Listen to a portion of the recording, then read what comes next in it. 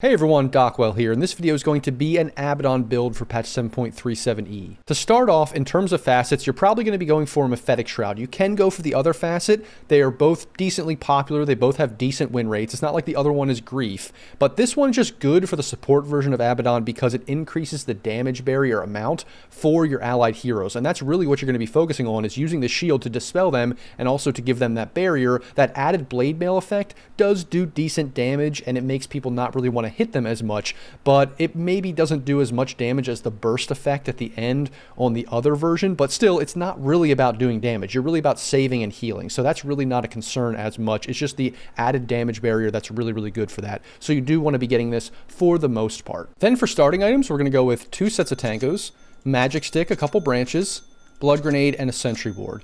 And the reason for this is you're going to be getting 2 sets of tangos, unlike a lot of other support heroes, because health is very important on this hero, since you are going to be spamming Miscoil, and this takes not just mana, but also health as a resource. So you almost always want to have tangos. Even if you run out, let's say you die, you go back to base, buying more tangos is always going to be good on this hero for like 5, 6, 7, 8 minutes into the game even. And then magic stick is something that a lot of heroes are buying, cores and supports, even before the game starts, first items, because getting those early stick charges in early skirmishes at the runes, or even level 1, 2 in the first few waves of the lane, it's just going to be so good for amping up your regen, turning fights, all that kind of stuff. It can be the difference maker in a lot of different games in a lot of different lanes.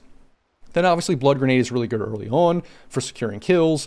And then sentry ward, you want to start with at least 1 to block camps or unblock camps for pulling and all that kind of stuff. Maybe de-warding if you know where the enemy warded, all that kind of stuff. Even when you get those early runes and you get some gold, you kind of want to spend that first little bit of gold on a sentry ward, a second one, or even a third one, depending on the matchup. Maybe there's a bounty hunter in the game, you just need a lot of sentry wards, that kind of stuff. Sentries are so important for supports early on. Then moving into the early game items, you're going to be finishing Magic Wand at some point, but you can potentially even first item buy Ring of Basilius and then go into the Arcane Boots, because that is just great for regen for yourself and for your ally in the lane. And then Arcane Boots is going to be the default boots that you're going to be going every game, because I think overall it's just a better item to secure your mana on the map, the mana of your ally, which they're going to be mana starved in a lot of different situations. There are going to be certain games in certain situations, and if you look at Dota 2 Pro Tracker, a lot of pros are actually going for Tranquil Boots, but it is a situational thing. It is a matchup dependent thing,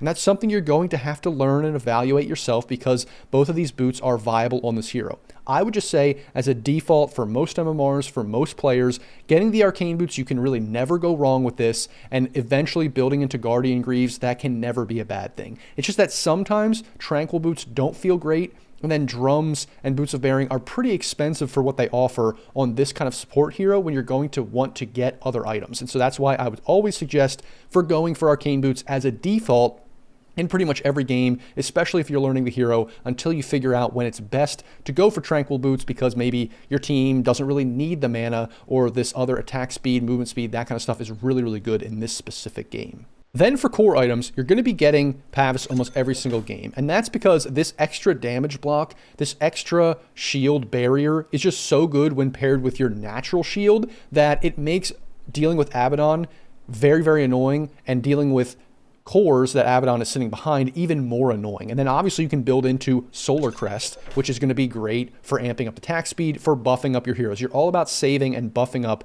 allied heroes. Now the question is, do you want to be going for Holy Locket before, after? You know, where do you get this in terms of Solar Crest and Pavis? Sometimes you can just straight up build the Solar Crest first, and then sometimes you can go in for Pavis and then go for the Holy Locket and then back for the Solar Crest. It just depends on whether you think you need that extra offensive capability when you put it on an allied hero, or whether they don't really need that and healing is more important in the specific case that you're going for. So it all really depends what you want in that specific game. But then obviously that's like the main core specific items for Abaddon. Sometimes you actually want to be going for Glimmer Cape or Force Staff just early on in the game before even any one of these items. Maybe you're just going to go for the Pavis straight up first item, which is usually pretty good, and then going back for one or both of these items. That can happen in a lot of different games. And just the way I build these guides out is usually to say, as a 4 or 5 position, if you're kind of this defensive like hero, you're going to always have Glimmer Cape and Force Staff as an option. It's just always going to be there as an option. This also gives that extra barrier as well, which is kind of like the Pabis, kind of like your barrier. So it's a great option for this hero with that extra magic resistance, which is really, really good. So I don't really mention these in the core because of that, because almost every single game, these are options to go. Then once you have some combination of these core items or these general support items, the late game version of this hero, the first item you're going to be getting is Ag Scepter pretty much every single time, because this is really, really good for saving allies, activating your ult as long as you're near them. And this is one of those heroes which, yes, sometimes you sit in the back and save people, but you can be more of a mid to frontline hero. You're also a melee hero. You're going to be in range of people more often. Having this Ags is really good when you're in the center of the team fight or in that middle part of the team fight. You activate this, you heal people up. It's impossible to kill your allies when you're in that portion of the fight and you activate your ult with Ags. It's just so hard to deal with anyone and kill anybody. They pretty much have to disengage, but people often don't really know that it's happening. So, you know, because this is it's not something that's super well known. I mean, people know what it does, but it's very hard to say, okay, this guy has Ags, I can't kill this hero because the Abaddon is sitting behind him with Ags. Like, people don't really register that in their mind for the most part, especially at low MMRs. And then later in the game, you can finish out the Guardian Greaves or finish out the Boots of Bearing.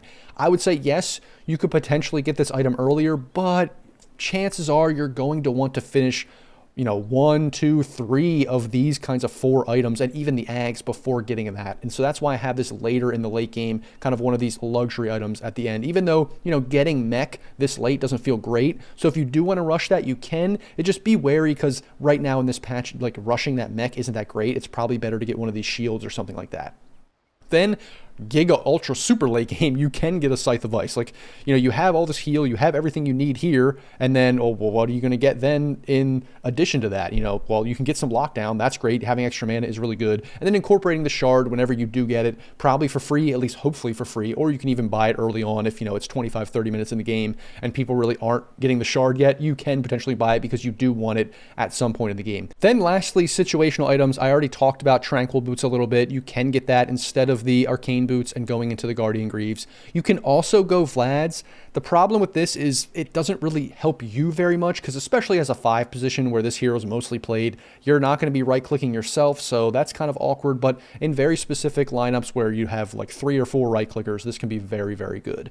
And then Lotus Orb is a great option when you really need to reflect stuff, not only on yourself, but on allies. This is a great defensive option for a lot of different games. It is situational, though, when Dispelling is very good or when reflecting specific spells is very much needed.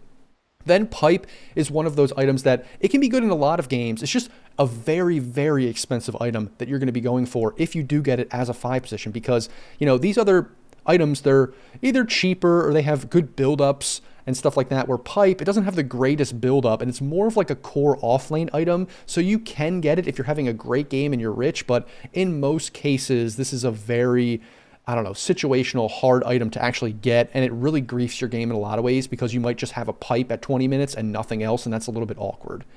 Then you can also go Yules, which isn't the best on this hero, but, you know, building into Wind Waker is also, you know, always a possibility that is good on every single support hero, every kind of utility hero in the game. It's just very expensive and not the best on the hero, but it does give you some kind of lockdown.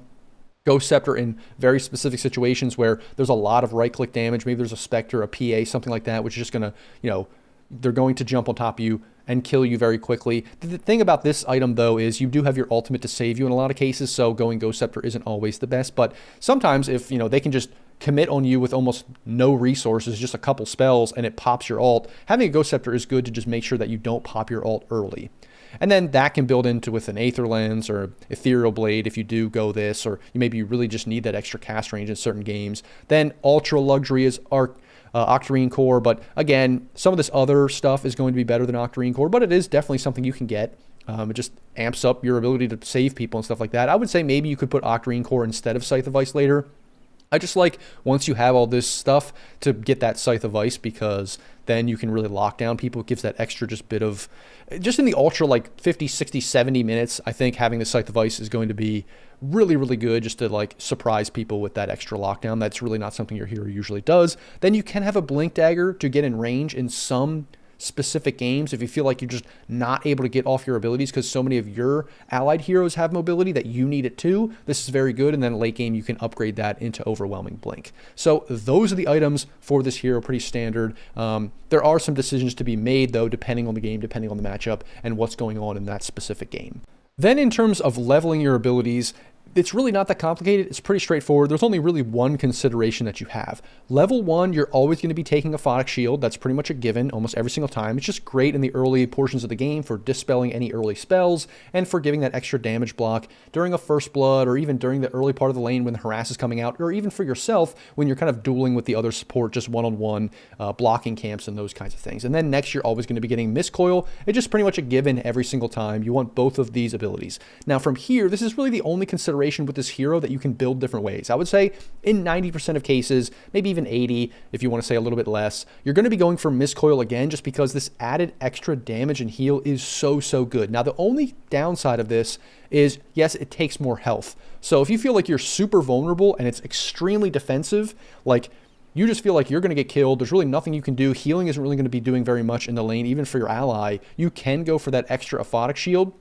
If the dispel, if the cooldown, all that stuff is very good, sure, you can go that. But for most games, you're going to be going for Miscoil to spam that out so that you can have extra damage and heal, and then going back for another point in Aphotic Shield, and then maxing out Miscoil first, just pretty much in every single case. And even if you do go for that extra point in Aphotic Shield, you know, at level 3, you want to be maxing out Miscoil first, just because this is such a good early game ability, and it kind of falls off a little bit later, especially for damage, but also even for heal in comparison to like people's total HP pools and stuff like that. So getting this maxed out early is very important. Then obviously going for your ultimate at level 6, maxing this out, then maxing out Aphotic Shield next, and you're not even going to get 1 point in Curse of Avernus until you have these abilities maxed out. I mean, you can potentially do it, but it's really not something we're going to be doing in most games. I mean, I would say, yes, maybe you could just surprise somebody with the slow here, but it's really not that great, especially because early slow is 10% and attack speed 10. That's really not much at all. So then you max this out last, obviously, and then get your ultimate whenever you can. Then in terms of talents, basically you're going to be going for the left talent every single time. At level 10, the left one at level 15, the right one at level 20, and then the left one at level 25. And this is because when you look at this, you can see that the other talents here are all for core Abaddon. These are basically the talents for the support version to amp up your heal, to amp up your block from your shield, all that kind of stuff. There really is no question here at all. Like when you really look at this, it's all about Curse of Avernus slow, Curse of Avernus DPS, all that kind of stuff for the attack damage or right-click version of Abaddon for the ones that were not going. And so everything else is just, it's pretty obvious. It's pretty straightforward. There's really no consideration here. It's not going to be something you have to think about in pretty much any game at all when you're playing 5 or even 4 position Abaddon. And that is the support Abaddon build for patch 7.37e. As always, guys, if you like the video, remember to like, comment, and subscribe. And as always, thanks for watching, and I'll see you in the next video.